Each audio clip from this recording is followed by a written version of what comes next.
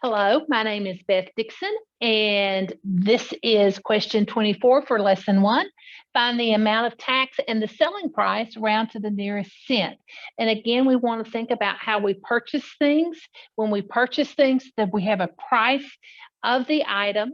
Then when we pay a sales tax, we have a sales tax rate, which tells us how to figure out the amount of tax. And then we have the tax amount that we will pay, and then the selling price. In this case, sometimes selling price doesn't sound quite right, but it would be like the final cost or the final amount or the final sales amount. And that's the amount that the customer has to pay. And I'm old enough that I remember that there used to be charts with all the sales tax amounts, and the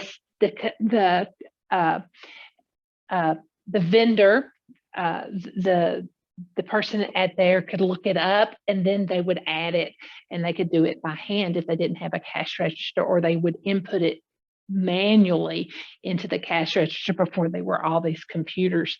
So let's look at this. So let's look at 125.67 is the original price, then the sales tax rate. That would then give us the original price. So we're going to take the price plus the tax will give us the sales price, or the selling price is what they're calling it in this problem. Notice that sometimes problem to problem our language varies.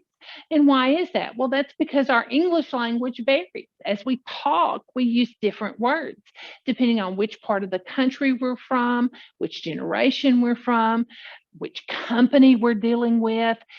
The language will vary, so that you kind of got to get used to that, just because that's the way language works. And so it makes math a little bit harder, but the general definitions of these words are the same. So we have a price, we have an amount of the tax, we'll add those together to get the selling price. So as we do that, how do we do that? Well, in this case, I'm going to use a proportion on this problem. Why? Because I used an equation on the last problem that I did. In this case, we have X, my two fractions, 100. I have a sales tax rate, which would be my percentage. So that's 9.95 over 100. And so that would be the tax rate per $100. And so that would be my tax over the original amount, or the total, 125.67.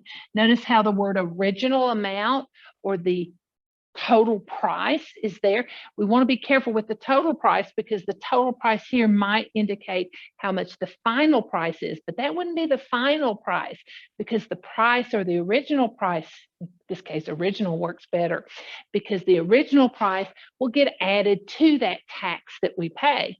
So then we're looking for that tax amount. So we'll cross multiply.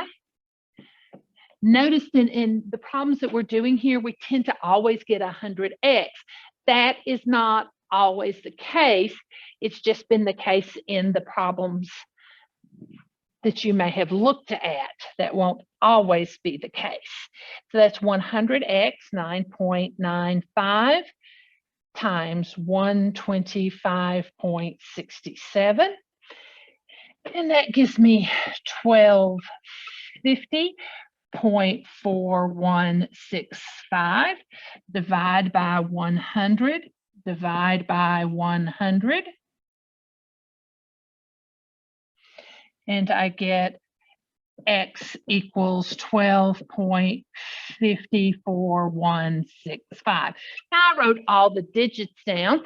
You will not necessarily have to write all the digits down as you do these. What you will want to do is to be sure, though, that at this point that you round your answer. This is the point in this problem where you round. You want to round at this last step, and you want to round to the nearest cent. Because it's taxes, that would be appropriate. The nearest cent would be the hundredths. I generally underline the decimal, or excuse me, the decimal place that you would round to, and then we look to the next number, which in this case is a 4, because it's not 5 or more, because it's less than 5, we will not round the digit here up. So that means that the amount of the tax would be $12.50.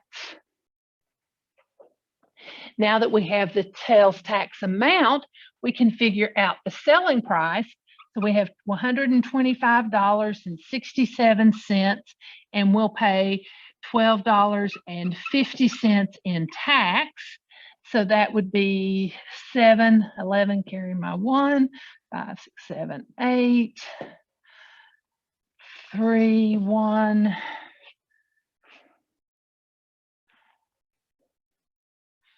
And gives me, oops, I'm adding a 2 decimal. I don't need the extra dollar sign there. 138.17, or $138.17. Got carried away with dollar signs and adding and doing all that. So there's a little bit of delay there, for which I apologize. So we have our answer, and that is how to figure sales tax.